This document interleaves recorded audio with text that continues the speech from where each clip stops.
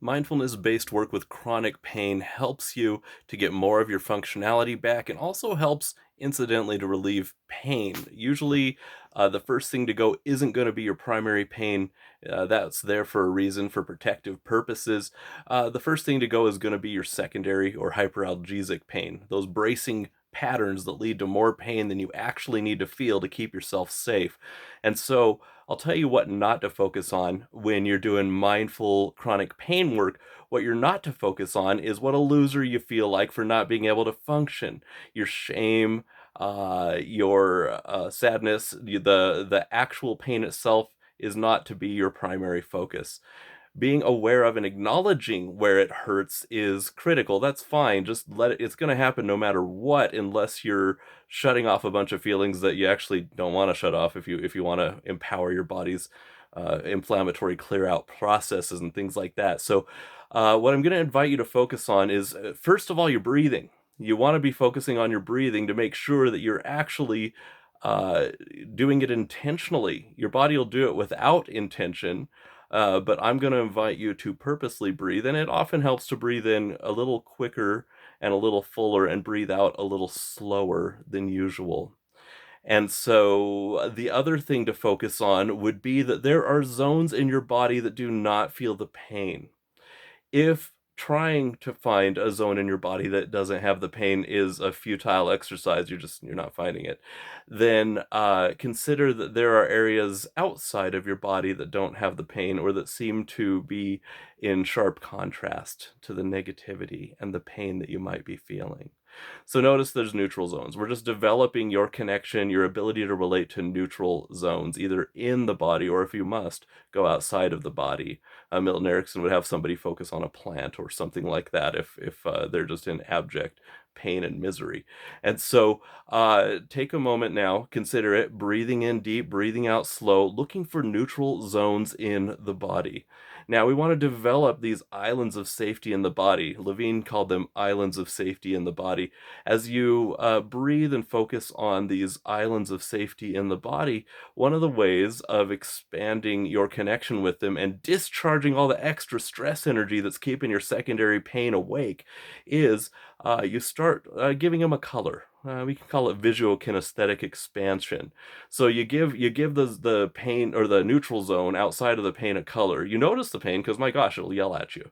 So you notice, oh, there's places where there's pain. Well, here's the places where there's not. Here's the places where there are, and give the neutral zones a color. Just kind of fits how they seem to feel.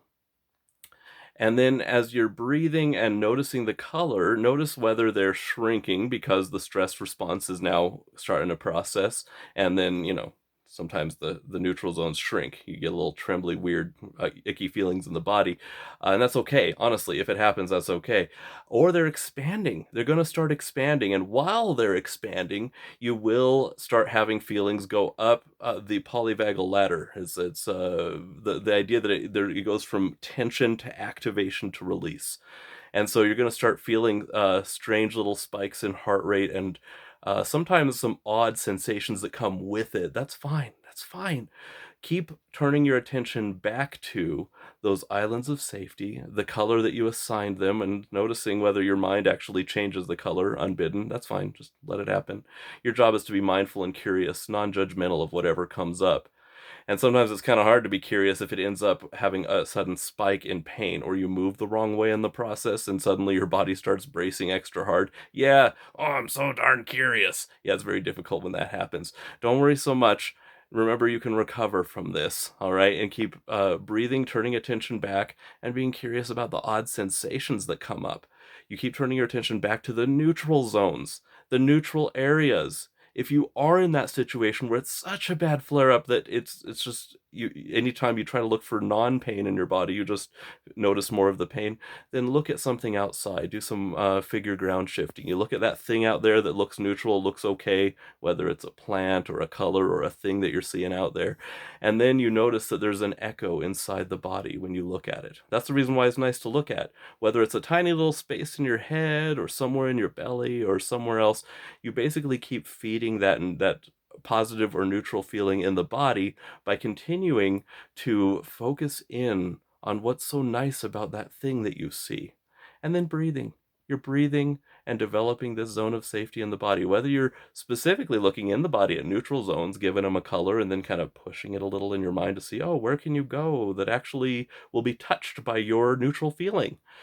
Do you have to go around stuff and wake up other parts of me because everything around you is nothing but pain?